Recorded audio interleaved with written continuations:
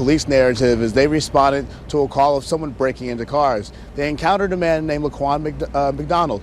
He was 17 years old and apparently had a knife in his hand, a 4-inch knife, and he was trying to get away from officers and maybe stabbed an officer's tire, flattening that out. They tried to surround him and wait for Taser to arrive, but that never happened. And then an officer said he felt in fear of his life and opened fire. And what we're told is on this dash cam video, you'll see the officer shooting Laquan McDonald 16 times. And the conversation's been going on in this community for quite some time, just about what we'd actually see. There are reports that when Laquan McDonald was on the ground, the officer continued shooting. This community for quite some time has had questions about what happened, and now I can honestly tell you people in this community are frustrated about how long this process has taken. The officer has now been charged. Of course, we saw him walk into the courtroom building today. We know this court hearing, this bond hearing will happen today at noon here in Chicago. And everyone's watching this, especially awaiting whether or not this video will be released. Just confirming to WGN News that they are heading up a criminal investigation of the officer who shot the teen not once, but 16 times, and to that $5 million settlement. It is expected to be approved by the full city council at its regular meeting here on Wednesday. There's very strong reason to believe with this that from the first moment they made multiple moves at all levels of the institution to contain it. It was the dogged investigative work of reporter Jamie Calvin that held the city's feet to the fire on this as he looked into the October police-involved shooting death of 17-year-old Laquan McDonald. Police were responding to a report of a man with a knife behaving erratically near 41st and Pulaski. The first officers on the scene called for backup and a taser as they followed the teen. But what started with a measured response, police trying to contain an aggressive suspect, ended with Laquan dead. According to the autopsy report, shot 16 times by a Chicago police officer, the only one of half a dozen on scene who opened fire at all. Today came word of a $5 million settlement offer from the city and a multi-agency criminal investigation of the officer who fired those shots. The U.S. Attorney's Office saying in a statement the joint investigation is being led by the Chicago office of the Federal Bureau of Investigation in coordination with the Independent Police Review Authority, the U.S. Attorney's Office, and the Cook County State's Attorney's Office. Calvin believes there's dash cam video of the killing that the city has so far withheld. We haven't seen this video. I think the city owes it to the public to release it and allow us to see it. But presumably when you do see it, it confirms the worst possible interpretation of what happened based on the autopsy, that this young man was simply executed on the streets of Chicago by a police officer. And that police officer who fired those 16 shots, we know, was immediately stripped of his police powers. He is not being named, but a city attorney told the Finance Committee members who passed this $5 million settlement offer to the family today that the officer opened fire in fear for his life, that there is video, and that the family of Mr. McDonald was originally seeking not $5 million, but $16 million. Live at City Hall, Tom Negavan, WGN News. Mark and Micah, back to you. It's all about power. That's it. Yeah. That's it. But we're not organizing for power. We're dancing around it. We pray about it. We sing about it. Some of us even read about it. The rest of us speak about it. Whoa, nobody's organizing for power. This is our challenge. That's right. Beloved Africans. This is our challenge. That's right. To begin to organize for power wherever we are. And a lot of times, you know, some of us are very uncomfortable about some things. Like, you know, me talking of Obama. They just gave imperialism a blackface. That's all they did. They changed the color of imperialism. You know, if you're a painter, you're an artist, you can sketch. You can sketch in red, blue, green, purple, whatever color. So they just sketched it in black. And we bought the dummy. And we're so happy. Yeah. Got a black man in the White House. Woo! That's an excellent, you know, visual. It is. black man in the White House. I hear people say, now I told my son he can aspire to be whatever he wants. If your son is going to be the emperor of an empire that will murder me and my sons, your son is my enemy. That's right. And the enemy of my people. If we're not bringing up our sons to be great Africans, to be people who will raise our race, raise us up as a people, elevate us, take us to the next level, then may you have no sons. Let's be clear, this is bottom line. It's not about sentiments. This is it. Carol Marin, a betrayal of trust in McDonald Kosterman cases. I'm going to say that again. Carol Marin, a betrayal of trust in McDonald Kosterman's cases. Story was done November 20th, 2015, and it reads, freelance journalist Jamie Calvin, who broke the Laquan McDonald story.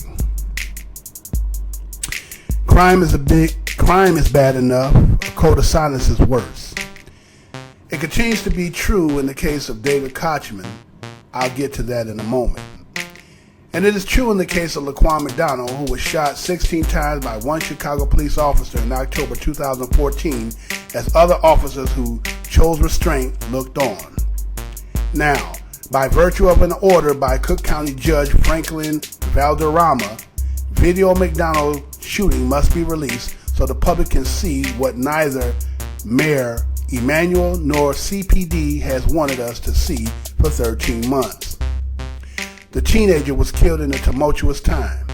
Ferguson, Missouri had recently jumped off in riots after a police shooting of a young man, and Mayor Rahm Emanuel was entering a tougher than expected re-election battle. The police department and the police union both quickly put out stories about how McDonald continued to approach the officers and therefore was shot. The story would have disappeared had it been for an anonymous city employee telling freelance journalist Jamie Calvin and University of Chicago civil rights attorney Craig Furterman that video would tell a very different story. But it took until 5 days after Emanuel's April election victory for the city council to learn about the incident. When it was asked to give the McDonald family $5 million without the family ever filing a lawsuit, that same day the city approved a much smaller sum of $250,000 to Nancy Kochman, mother of 21-year-old David, who died from a single punch at the hands of Mayor Richard M. Daley's nephew, R.J. Paneco, in 2004. I see a connection between both cases in which there are efforts by CPD to potentially cover up wrongdoings by its own people or people who are politically connected, said attorney Matt Topic, an expert on Freedom of Information Act who has sued for information in the McDonald case and is still doing so in Kochman. In each case, police argued that the dead young man had caused his own death, McDonald by refusing to stop approaching the officer, and Kochman by being the aggressor. In each case, the person who killed them, according to police, was acting in self-defense. But in both Kochman and McDonald cases, there were credible allegations that police tried to alter or suppress witness testimony. In each case, video from businesses in the area went missing, and in each case, the city of Chicago and the police department fought to deny or delay media FOIA requests. In Kochman, police superintendent Gary McCarthy actually promoted the case supervisor to chief of detectives, even though he is still under investigation by the city inspector general for allegedly manufacturing evidence to exonerate the mayor's nephew. Is there any wonder why citizens distrust government when government keeps the public's own information out of public's view? This story I'm about to read is Mitchell, more than police bullets killed Laquan McDonald. I'm going to say that again. This story is made by Mitchell, which is Mary Mitchell in Chicago, dated 11/21/2015. Mitchell, more than police bullets killed Laquan McDonald. And it reads, Laquan McDonald was more than another young African-American male who had the misfortune of crossing the path of a brutal Chicago cop. He was a 17-year-old kid who had survived some tough blows in life. You need to understand that before you hear another word about why a police officer needed to shoot this young man 16 times. And any day now, you will see a dash cam video showing the officers pumping 16 bullets into the teenager and can judge for yourself the right or the wrong of the matter. But it is the tragic details of this young man's life that makes this story so much worse. McDonald's life was a long, sad, vicious cycle all the way to its violent end. Twice, the Illinois Department of Children and Family Service removed him from his mother's care, once when he was 2 years old and again when he was 5. Because of abuse allegations leveled at his mother's boyfriend, as is too often the case, McDonald was allegedly sexually molested in 2 different foster homes, according to a source familiar with the juvenile court record. DCFS never did anything in terms of following up on the sexual abuse, the source said. A spokesman for the Department of Children and Family Services acknowledged that McDonald was a ward of the state at the time of his death. The agency confirmed that the youth was the subject of 2 abuse investigations, one in 2000 and another in 2003. McDonald was particularly close to his grandmother, Goldie Hunter, and was in care until she died last year. His daily life seemed to unravel after her death. Just a couple of days before McDonald's deadly encounter with the Chicago officer, DCFS had given custody of McDonald and his sisters to an uncle. The uncle had lived in a girlfriend. The uncle had a live-in girlfriend, and the sister had spent the night away from home, said the source familiar with the case. When she came back the next morning, the girlfriend wouldn't let her back in the house. DCFS came and took the sister and was trying to take Laquan. For the 3rd time, he was made a ward of the state. It was a pretty upsetting thing. McDonald's mother was trying to regain custody, but the issue was still in the air at the time of his death. We were making great strides with this kid, said social workers, speaking only on the conditions of anonymity because she isn't authorized to speak to reporters. We had started to turn this kid around. He had just worked a summer job and went to school every day. After the summer job ended, he went out and found another job. There were other signs that McDonald was getting his life on track. Laquan came in with one of our programs that deals with wards of the state, said Thomas Gattasso, principal of Sullivan House, a 40-year-old alternative school that Gattasso says shouldn't be confused with a school for troubled youth. We give students a second chance, a chance they didn't have. They want to come to school, they want to be here. What struck me the most is that Laquan came to school all the time, Gattasso said. He probably would have graduated within a year and a half.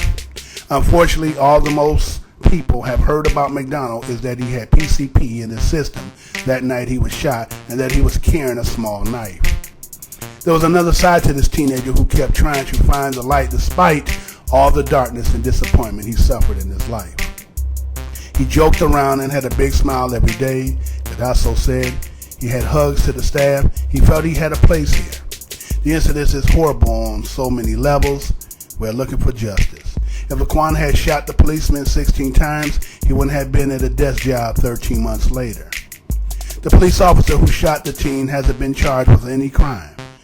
The matter is still being investigated by local and federal law enforcement agencies. Like the deaths of Michael Brown, Eric Gardner, Tamir Rice, and Rakia Boyd, before him, McDonald's death will become part of a symbolic mosaic for the Black Lives Matter, anti-police brutality movement. There's no doubt the footage will rally protesters, but there's a lot more than numbers of bullets fired that we all should be outraged about when it comes to killing Laquan McDonald.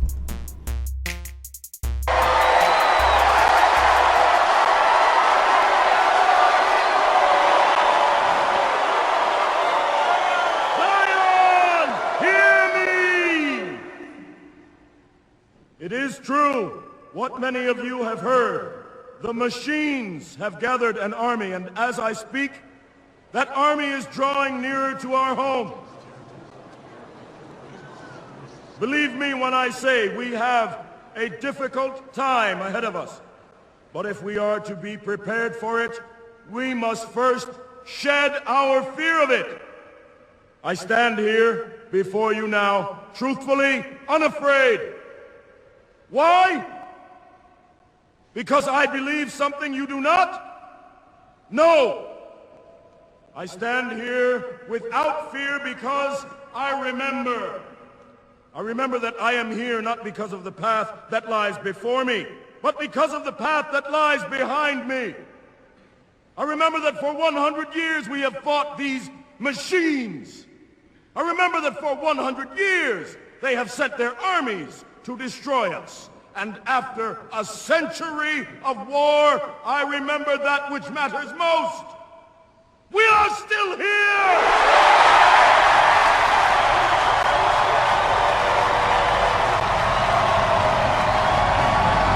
Tonight, let us send a message to that army.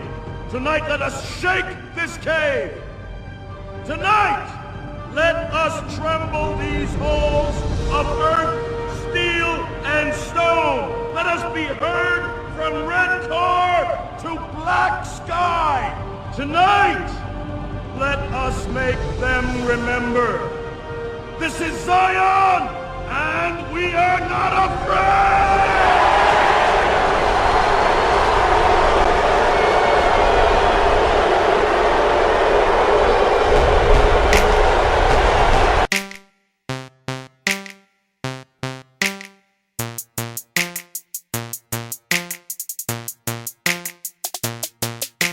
Hey, how's y'all doing?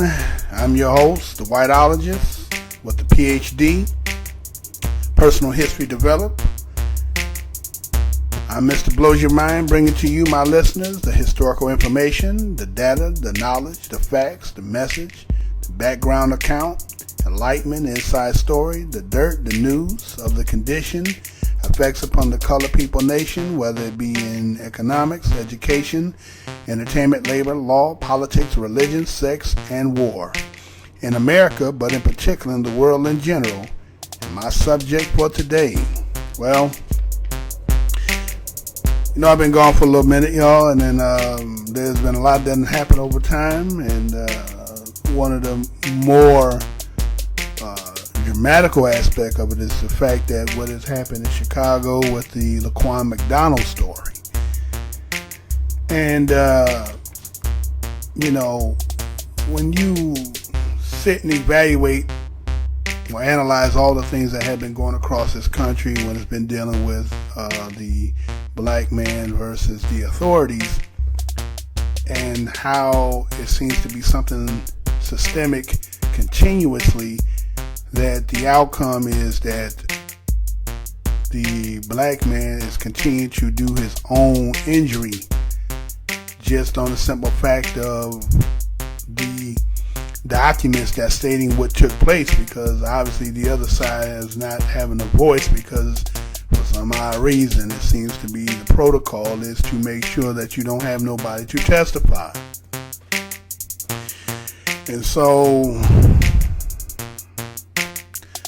you know, it's kind of things we have to look at, man. I mean, it may sound like a little despair in my voice. It's not so much. It's just the fact that, you know, I showed a clip one time in one of my videos when I showed the Neo was fighting against the agents, and it was just a continuous fight that was never ending, to the fact that Neo had to just fly up out of there, right?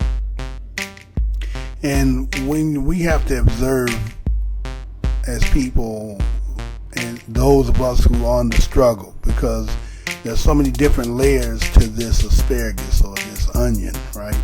That, you know,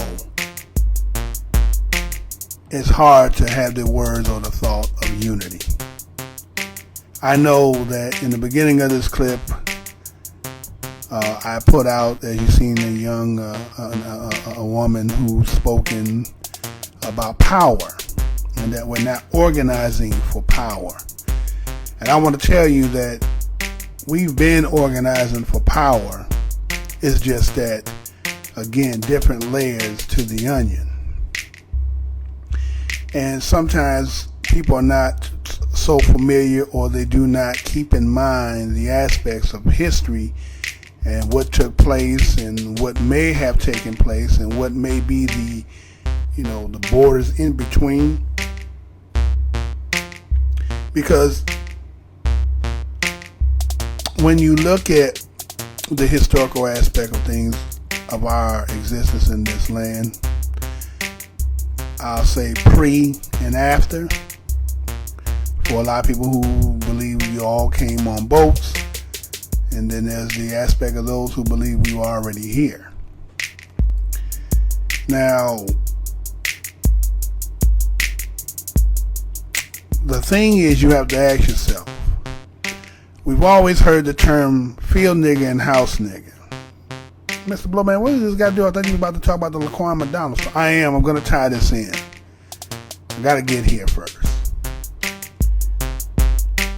When we had house nigger and field nigger, and then so-called emancipation, and after what happened after 1863 to 65, right, in June. Some people who celebrate Juneteenth, again, I don't know why, but anyway, you have, you know how they have these shows that come on, Whatever Happened To? Well, that's what I'm asking. Whatever happened to the house nigga? Did you ever think about that? Whatever happened to that old house nigga that used to be on the plantation?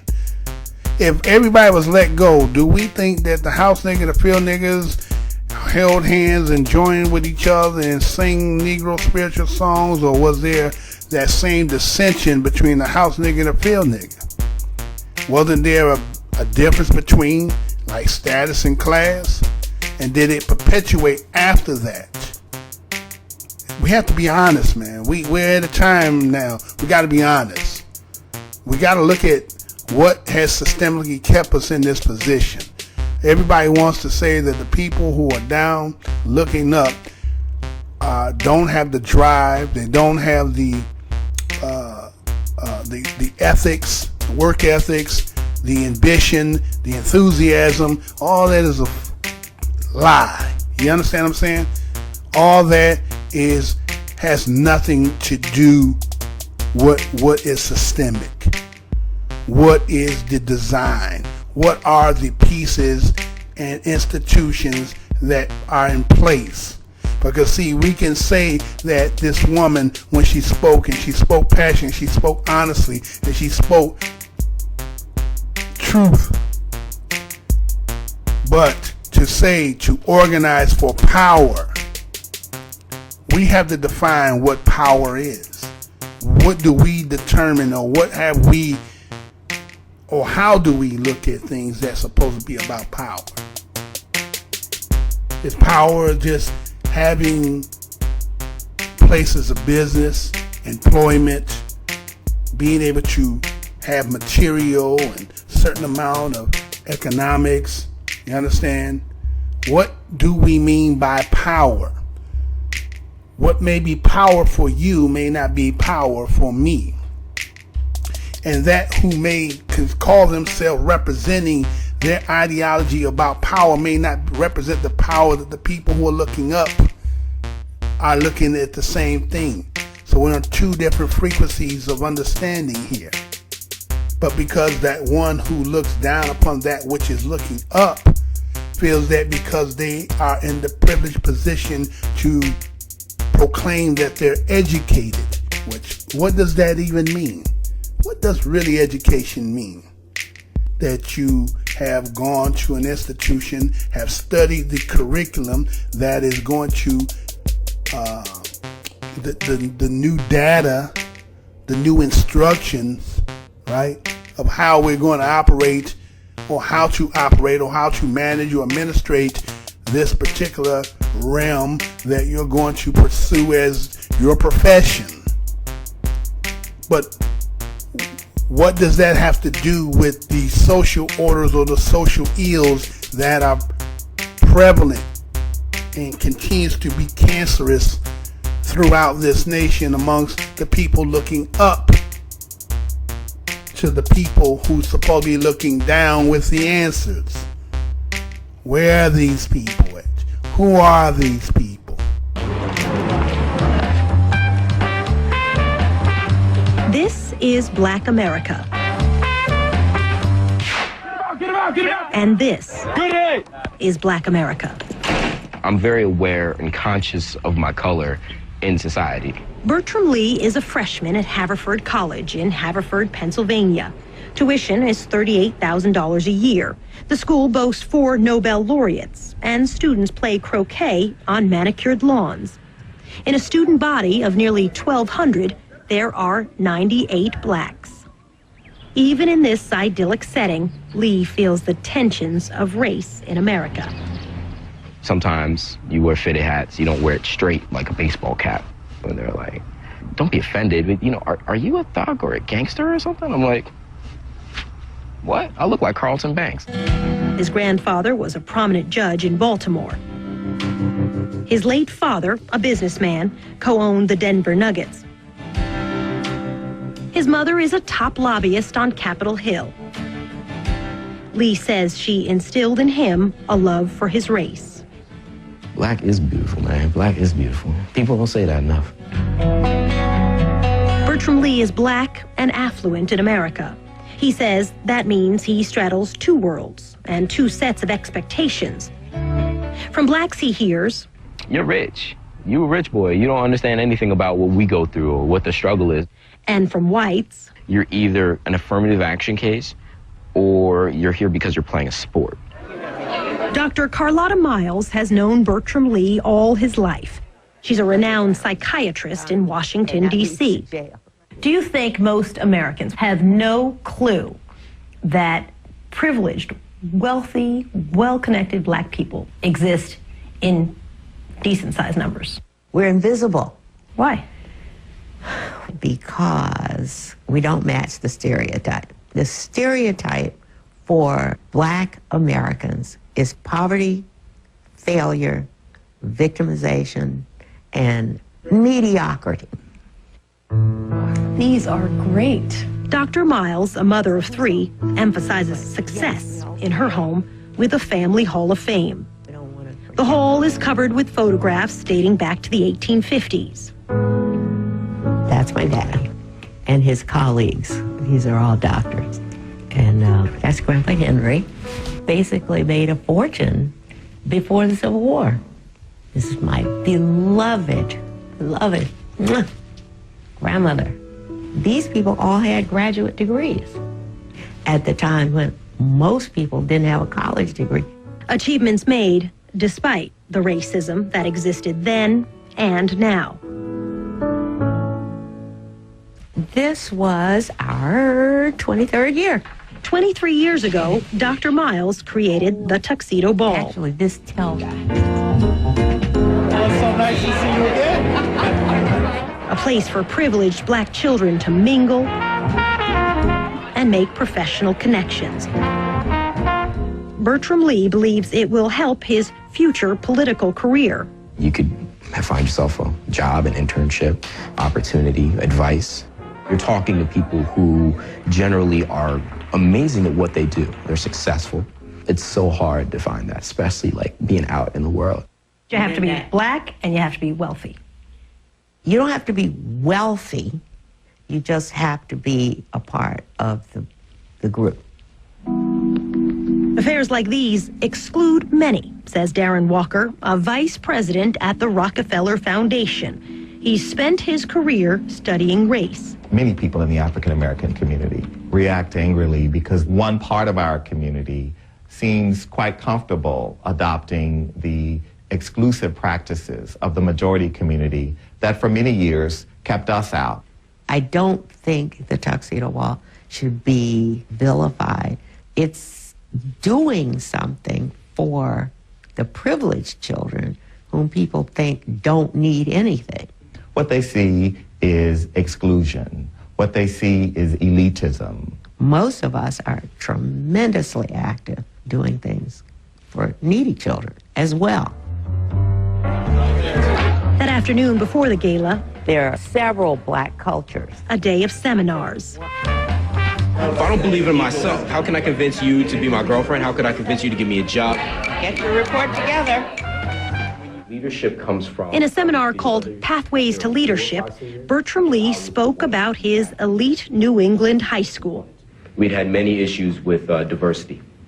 One of my teachers in my class actually called me a nigger in class. He said, Ma, there was an incident. One of the teachers used the N-word in the classroom. Lee's mother, Laura Murphy, was hurt.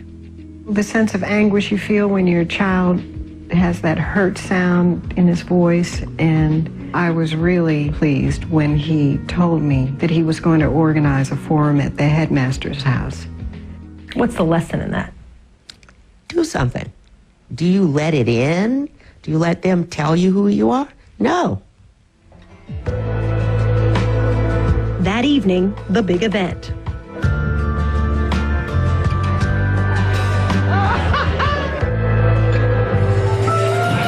It's a magical night with historic precedents. From W.E.B. Du Bois at the 1910 Midwinter Assembly to Carlotta Buffy Gordon, now known as Dr. Miles.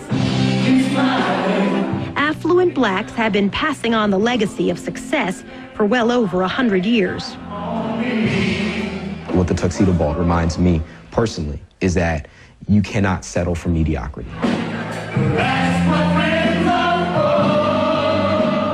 We mobilize our kids to go out and make a difference. My idea of blackness may not be what society says or what other people say blackness is. I can't help that I was born in the place that I was born in. I can only hope to make the world a better place from that. And why do these people that tend or seems to have the image or appearance of likeness but do not have the heart and mind as the same?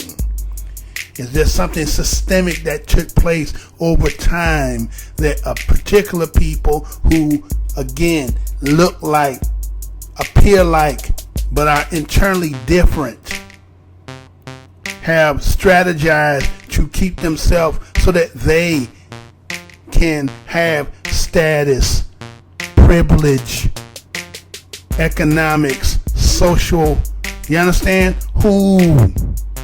This has been the buffer between us.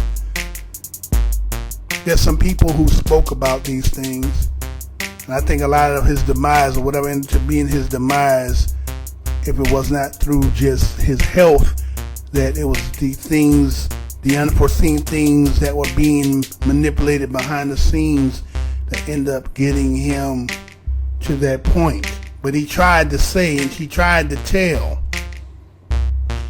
And what are you talking about, Mr. Blows Your Mind? I'm talking about the so-called black elite. We just got here together. Many people will see the tape and the videotape, wonder why everybody was so lightly greeting each other. It's because we have been talking for a while.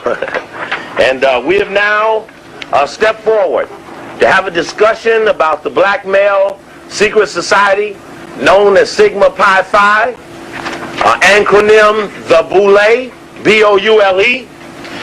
We will do our best to show you the information related to the Boule. That's what this lecture is about. I could give the entire lecture and quote every inch of the documentation without looking at it. I know them that well.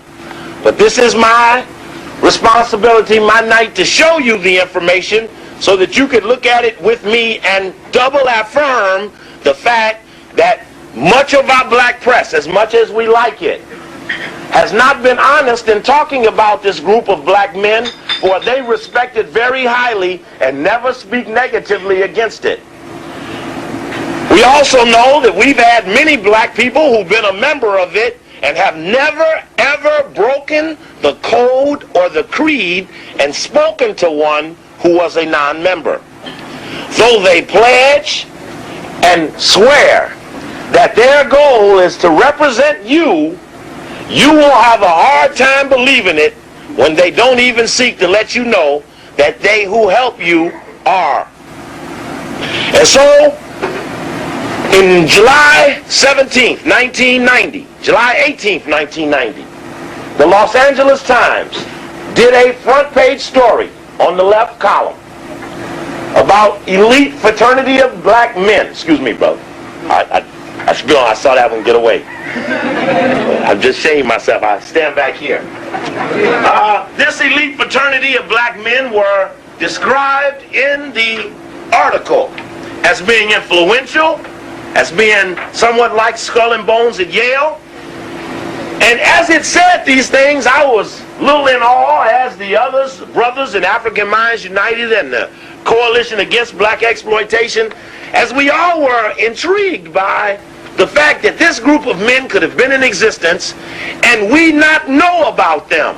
And even other brothers and sisters. I remember talking to a brother who had been National Executive Secretary of Sigma, Phi Beta Sigma, been in fraternity land 37 years, had heard nothing of the BLAK ever, though its founder had been a member.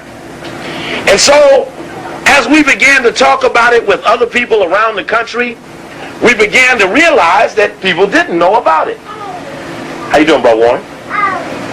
And not knowing that people didn't know about it, we just assumed that it was incidental, that everybody must know something about it, and that it was not mysterious or connected to all of those other things we had previously been talking about, like Cecil Rhodes and Baron de Rothschild and all the Halls of Haters, the ADL and the Diamond Jewish Connection.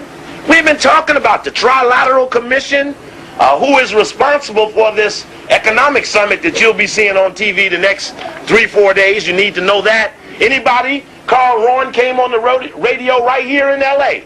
And my friends jumped him, because we jumping them in every city. And when they jumped him, he said the Trilateral Commission ain't done nothing. But the Trilateral Commission went to the president and had him set up the annual economic summit starting in '76, France. So when you listen to how your destiny of your country, they say, rides on that meeting, you wonder how Rowan could make such an allegation, but knowing as a BLAK in Washington, D.C. Epsilon chapter, his goal is to never speak of the high, white, and mighty, whom the BLAK, all 3,300, are sworn to protect. Yes, these brothers that we are pushing up against the wall have taken a sworn oath that they will never expose the whites that they know actually run the world. They, in ambition and in deference to liberation and respect of the race, have agreed to maintain the status quo of white supremacy, which has two levels of white supremacy: a local, limited, parochial side, the Ku Klux Klan, the Reardons, the Kenny Hans, the local clans, but has a powerful, more mighty upper crust, which probably would include Occidental Petroleum and Arco and Exxon and Mobil Oil and the Rockefeller Foundation and other influential, wealthy families and institutions. So what we're talking about is, why haven't you heard of those people who are in the secret society? It's because the people who you look to, who you would most suspect would tell you, have sworn that they never will. And because of that, that leaves the sub-leadership, the other group of people that you like a lot, that leaves them to tell you, the heads of the various organizations as you know them. But if you listen to them, they have never said of these black men, for that they did not know. Which means that Malcolm, we know, knew of these men. We know Marcus Garvey knew of these men, because their crowning, most outstanding achievement was the physical elimination and castigation of Marcus Garvey, and the insistence and the climate setting that brought about the death of Malcolm X. For both of those men, international in perspective and insight, were a threat to the very whites that they're sworn to protect. You don't get killed for any other reason than jeopardizing the whites of the whites that run the world. Martin King, who was a boule, met the bullet not for the civil rights thing, but for the international war thing that got 2 Kennedy boys killed also. So we're looking at a group of men who have protected murderers. So what is the crime of this boule? As we allege, as many of them say, why do you step to my doorstep and accuse me of these things, of which I know not? But their so-called limited understanding is in fact defiance and woven into the oath that they swear that they will never even act like they know who these people really are. We have challenged these people on the radio, TV, in the street, on numerous occasions. Kurt Smoke, the mayor of Baltimore, Jesse Jackson, the head of the Rainbow Coalition, Cecil Murray, all the way down the line. These people that we have challenged have never been able to stand up and honestly turn around and say the truth to the matter. And we understand that. So our job is to come to you with the information so that you can make up your mind. There are several affirmations about this process that we must agree to. A Greek is a fraud. A Greek is a fraud. Now, there are a lot of people going to hear this all over the country. And they want to know, do you understand that a Greek is a fraud? So I want you to holler out if you think that a Greek is a fraud. A Greek is a fraud. Oh, let me try that one more time. You might not be ready because this is going to go to people all over the country. And they want to know, do you believe this? Because if you believe this, this comes to a certain conclusion that will produce other action, which you have affirmed. Is a Greek a fraud? A Greek is a fraud. Did the Greek steal from Kemet? Yes. Okay.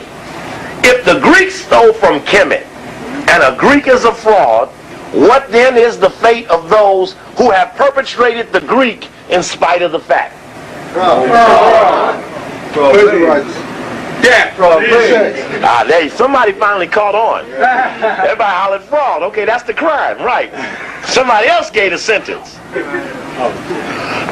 The suggestion is clear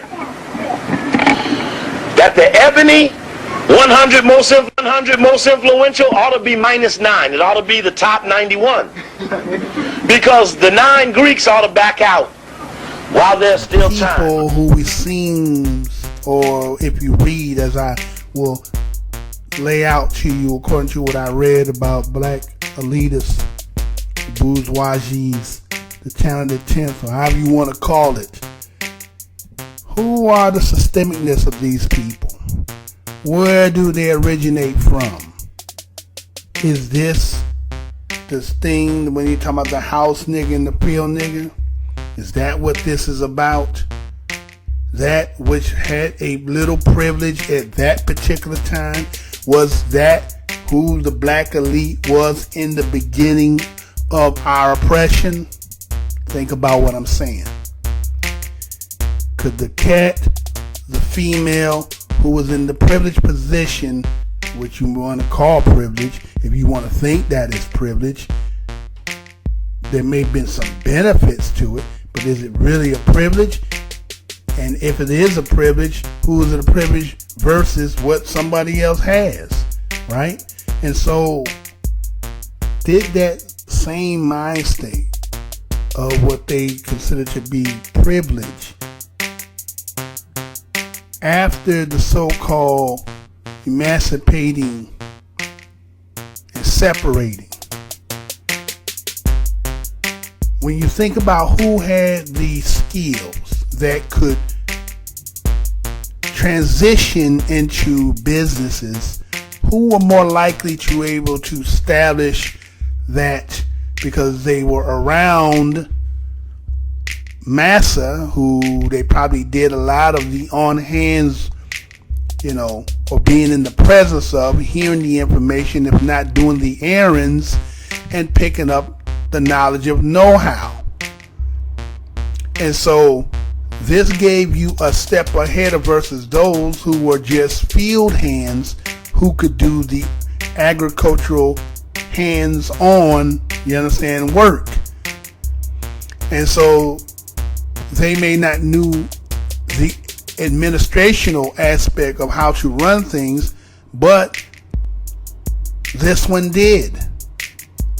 Now, am I hating on people who have accumulated some wealth and riches? That's not what I'm saying here. What I want to understand is, I want people to understand is that you got people who are generationally these people, and through all these generations and so-called privilege and power and positions and knowledge has not trickled down. It has not trickled down. We have to stop lying about this. And we can see it when we see a constant barrage of daily events and news that keep showing that young brothers are out here being smited down and executed.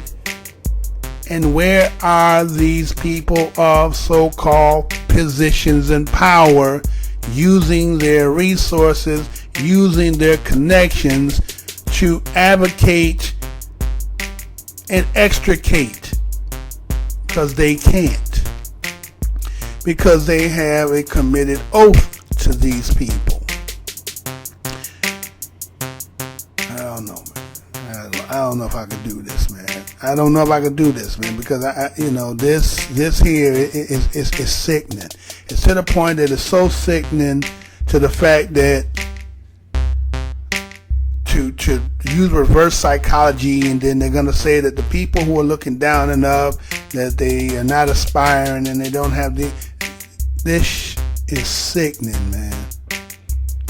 It's so sickening, day in and day out, and to have yourself and advocate yourself and talk about these institutions and talking about what they're supposed to do and how they're helping the people when they've done nothing but stagnate the people.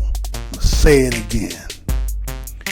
These organizations who've been around since at least 1909 and 1912 and 11 and 15 and 18 and 22 and have nothing but stagnated and keep perpetuating a family business to keep me in minds. And damn you do, damn you don't on your own. But in one heartbeat, in one breath, they're saying, brother, when they looking at you like you the other. I have status and privilege. You're just mad because you're not educated. What does educated mean? What does education really mean? That you are applicable to a society that you could be amongst them and have conversations of the same thing that is of interest of them, versus looking at those of the trodden and atrocities and the muck and mire of the same systemicness of your own that you don't even connect to, that you see yourself looking from the castle down upon the peasants. I think that a lot of y'all are getting what you're getting. I'm trying to get back, man, but it's just sickening, man. I'm trying to get back to the Laquan McDonald story, man, but this is sickening, man. It is so sickening that's why a lot of the young people out here, they're so angry and they're so tired and they're not trying to hear, is because I don't blame them, but young brothers and sisters out here, listen to what I'm saying here.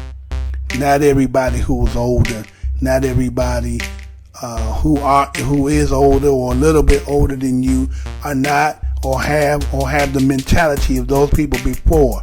Those people never looked at themselves. They always hated themselves, and they wanted to distinguish themselves. And so now that they done did it from generations, now they turn and then they can isolate themselves, and then they are sitting amongst the same people who want to actually get rid of you and sit in the same damn room and will actually comment against you as if you're not like one of them. This is where we at today. This is what, when you establish these so-called organizations, and they're supposed to make it so that there's a distinction between you and them. A $200,000 income will put you into the realm of this class of upper classism with these so-called black people, right? And this is going to make you now a part of something of a group, right? So that you are not advocating for that which you may have once been a part of, but obviously you strove and work hard, so if you can do it, they can do it. That is the biggest crock of nonsense you could ever be told. Do everybody believe, or does anybody believe, that if everybody got on their square and everybody was successful, how would you distinguish the difference between the have and the have not? So that is a lie. It is unreal. So to tell and keep perpetuating and telling people that they could obtain if they work hard and they get educated and if they everything can, that is a lie. So you gotta have, in order to have balance, you gotta have two sides. So why everybody quit playing and quit lying about all this? You gotta have people that you ostracize and that you have to write and put them, because a lot of the people who come out of some of these so-called, whether they white elites, black elites, middle white class, black classes, those jobs pertain to the trodden people. When you have family services, when you got family services, correctional centers, when you're talking about people who supplies and warehouse and hardware, So let's not fool ourselves with this nonsense, because that's what this is. This is exactly what this is all about. And it's just, man, I'm trying to do this story, man, but you know what I'm saying, man? It's sickening, man, because it's leading. You know, this powder keg, man, is packing it, and you're packing it, and you're packing it, man, and it's like, you know, you already know what's gonna happen. Everybody with any kind of sense should be having some kind of intuition of what is happening here. When people are using their professions to do their dirty work, to hide behind the agendas, man, and it's becoming to spill out and becoming so public, and then to constantly do this and to legally, we want to say legal, I don't even know what that really is. I think that's just a damn word. It don't really pertain to one group, it only pertains to another group, and that's what this whole thing is about, grouping and trying to distinguish. And this is some sick, try not to go there, y'all, try not, but this is some sickness, man.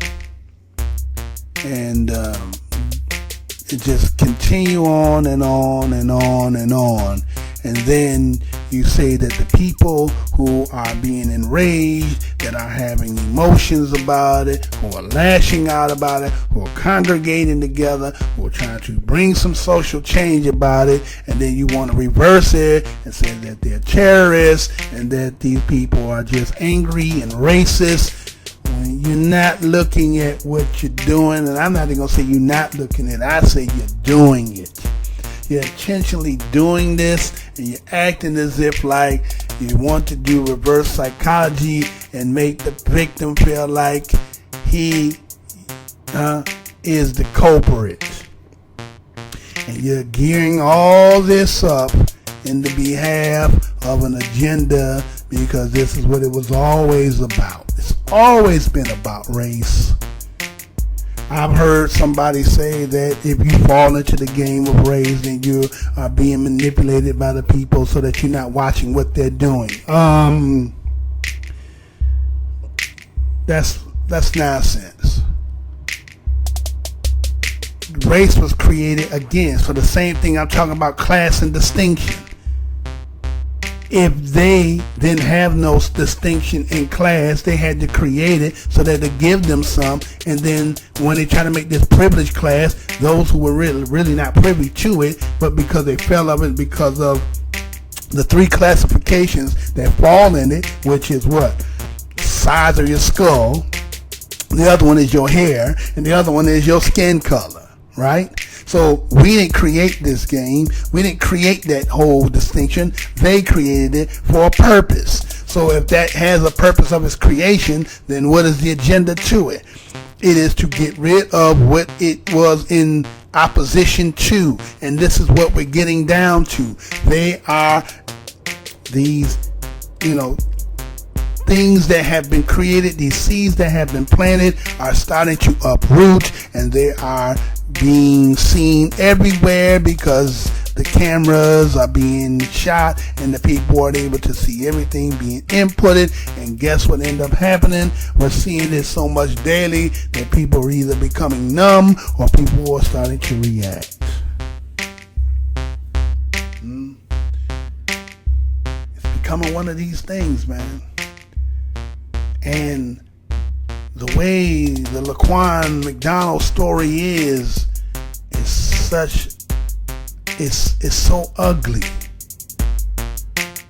that for years people have been saying that black people have always said that you all guys say, there used to be the little joke they used to always say, oh everybody in jail said they're innocent. Huh? Everybody in jail seems to say they're innocent. I'm not saying that there ain't no people in jail who probably are in jail for some things they have done. I'm not saying that at all. What I'm saying is that there are probably more people who've been in jail or who got records or things put on them because, again,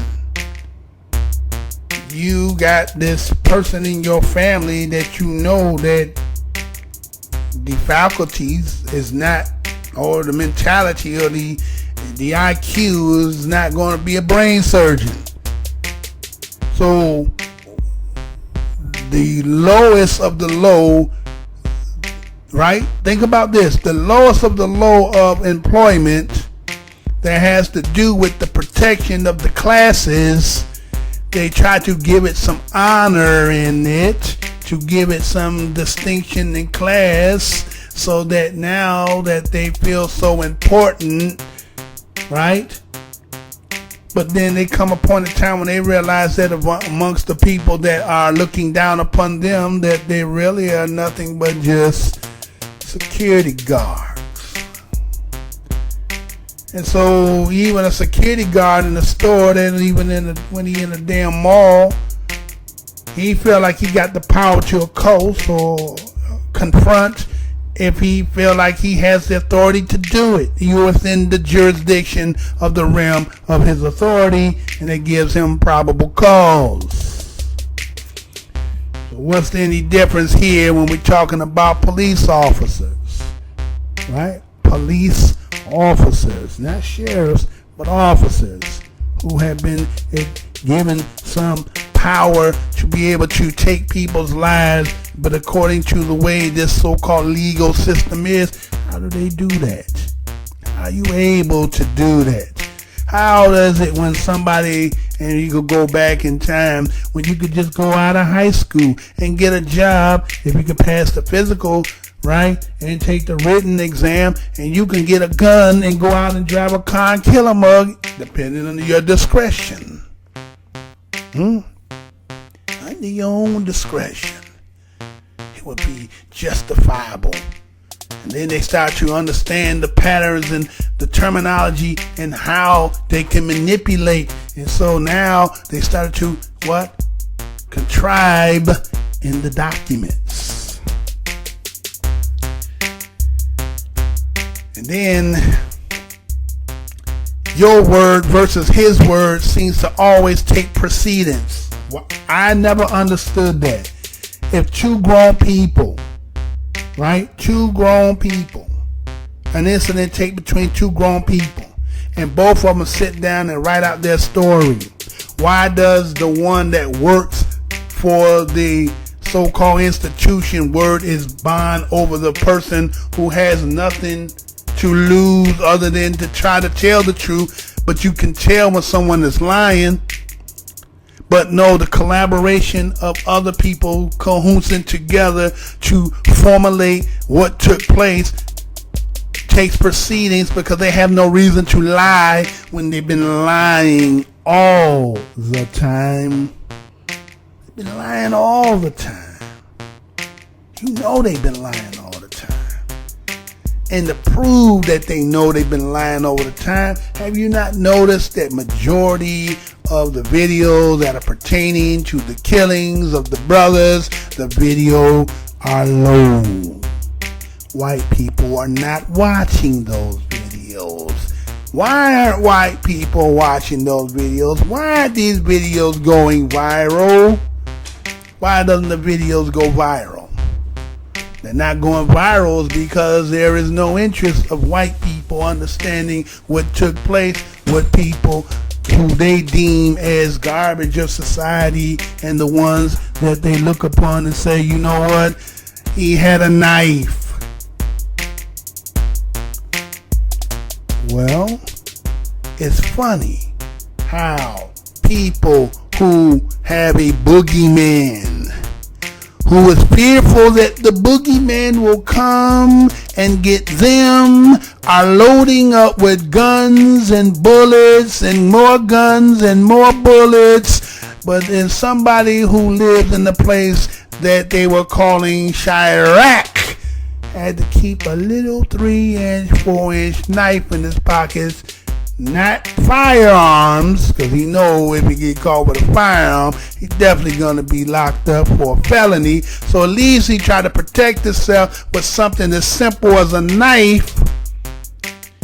And a police officer who is trained and has guns, and he has more officers, don't seem to know how to justify a situation or scenario to just how to de-escalate the situation without killing.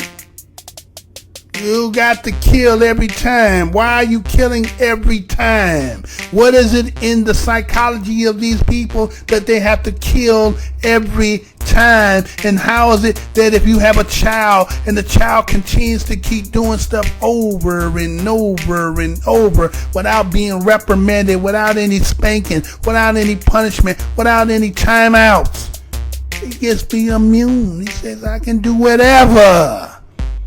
And the people who it is doomed, or the people who are being done to, they are nothing but trash and useless eaters. Who cares about them anyway?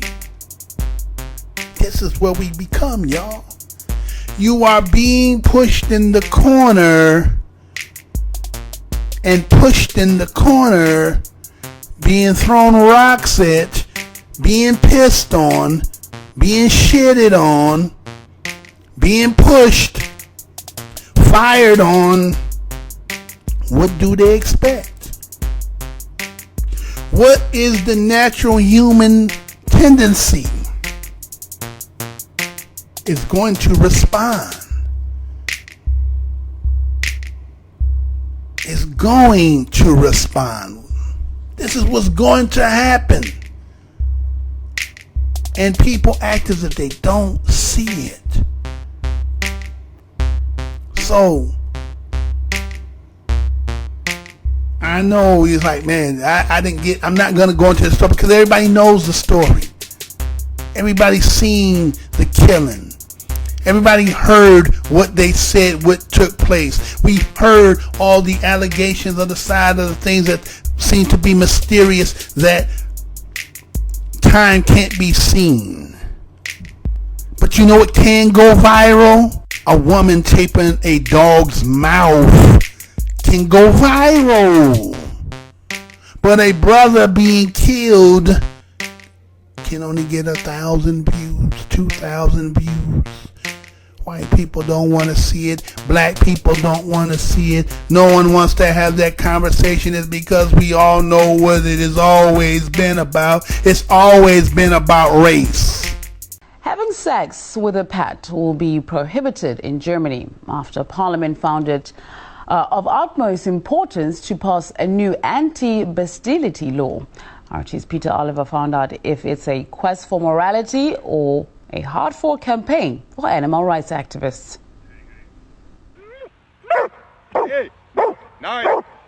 Man's best friend. And sometimes more than that. So brauche ich halt auch ein Tier, um glücklich zu werden. I need an animal to be happy. If I did not have it, there would be something missing. There are several levels of relationship with an animal. You can fall in love with your animal, then the sexual relationship is not out of the question. These people make up some of the estimated 100,000 zoophiles in Germany. Well, it started slowly, more like child's play, like some kids playing doctor with each other. It's not necessarily sexual, but somewhat small experimentation that leads you further down that path. Technically, it has been legal since the country's animal welfare laws were relaxed in 1969. That's when sex with animals was dropped from the statute books. It has led to a boom in the practice and the proliferation of websites and even brothels devoted to it. After new laws approved this week come into force, the practice will again be considered illegal. This group claim there will be a witch hunt when it comes into force. The way this law is written means that all you need is a rumor or accusation for the agency to get involved and take your pet away. It also affects not just those who practice bestiality, where, for example, an animal has certain issues and all you need is a suggestion that this could have happened through sex. And you got into an accusation spiral that reminds you of very dark times in German history. The zoophilia campaigners say that here in the German parliament they're legislating against morality.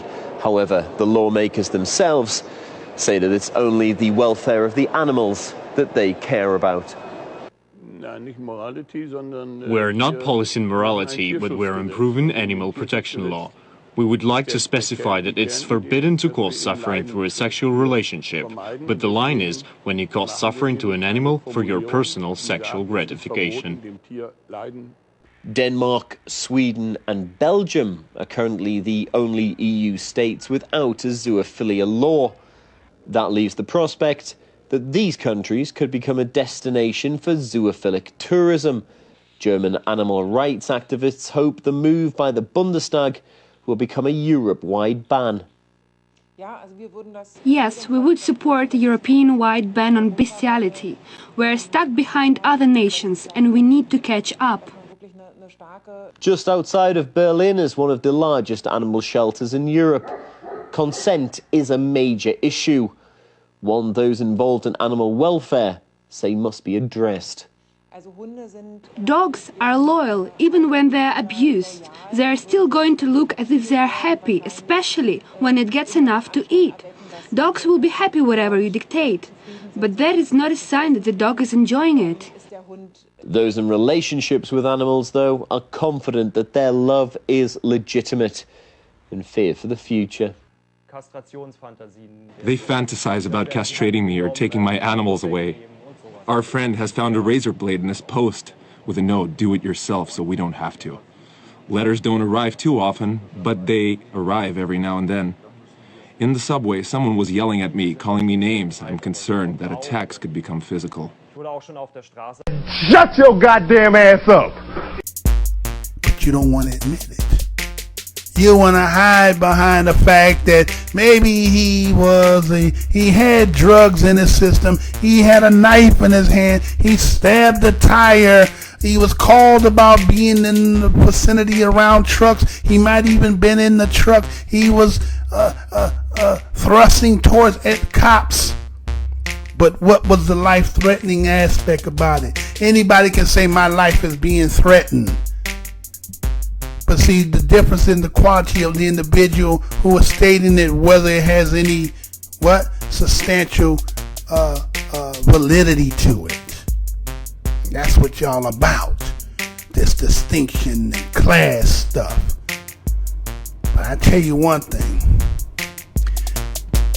Y'all keep on playing and you keep on messing with people the way you're messing with them. Sometimes you ask for something you didn't really expect. I don't advocate. I'm just foreseeing and telling. And I think you already know what you're planning, and I think you already know what you're doing. Matter of fact, I'm going to show everybody what you had already laid down back in the day, and this is how you say you're going to get it done. So, I'm going to end with this. Again, I'm your host, Mr. Blows Your Mind, your whiteologist with a PhD, that's personal history developed. I'm telling y'all, I'm not telling y'all what I heard y'all. I'm telling y'all what I know. Prepare your psyche. Now, this message is not a spiritual one. This message is not a churchianity kind of thing. This message today is to let you know what's going on in our socio-political environment. Does everybody understand me? So kind of gear your head up for that, all right? And understand that I'm going to share some information with you in this message that's very disturbing. I'm telling you now. It's not meant to depress you. It's meant to make you aware. It's not meant to make you walk out of here feeling like there's no hope. It's meant to make you walk out of here saying, I got to get busy in informing my brothers and sisters what's really going on so that we can prepare ourselves for what is coming. Racial. We'll expand. Alright, bet. Now check it out. The white ball dominates everything, right? Knocks the shit out the yellow ball, the red ball, right? And the game's over when the white ball drives the black ball completely off the table. Now why is that? I don't know, but I'm sure you tell me, my brother. Sure you right. Look, it's because of the white man's fear of the sexual potency of black balls. Now that one was kind of interesting. That was interesting. You see what was... I see where you're going, and the pool table is the earth. That's why it's green. Oh, shit. See, your shit is coming out now. And the world, they used to think it was flat.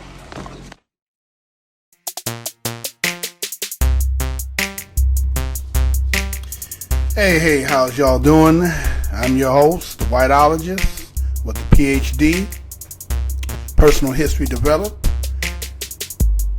I'm Mr. Blows Your Mind, bringing to you, my listeners, the historical information, the data, the knowledge, the facts, the message, the background account, enlightenment, inside story, the dirt, the news of the condition, effects upon the colored people nation, whether it be in economics, education, entertainment, labor, law, politics, religion, sex, and war.